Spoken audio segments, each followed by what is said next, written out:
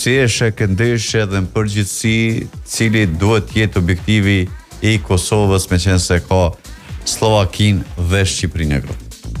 Okej, e para, unë besoj që nga kvaliteti Kosova është ekip më i mirë.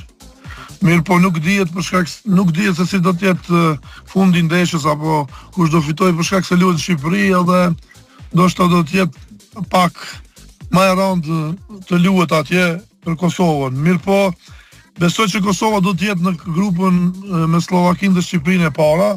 Ajo është një gjë që duhet me vërtet realizohet, pasi që Kosova ka shumë vite që prej kohës së Brett Greenberg nuk besoj që ka pas ndonjë sukses përfaqësuesja e Kosovës. Më dhem shumë fati që unë nuk jam trajneri i Kosovës, selektor, dhe më dhem shumë fakti që asnjë ekip nuk ka pa të arsyeshme posaçërisht të meshkujt të më fton të bëhem trajneri i tyre, ndoshta në ardhmëri do të vjen ndonjë ofertë, por besoj që Kosova do ta kaloj grupin. E para, e dyta, fakti që Kosova nuk ka prodhuar pothuajse asnjë lojtar 25 vitet, kjo e dëshmon se këtu është diçka gabim, ka shkon diçka gabim dhe punohet gabim.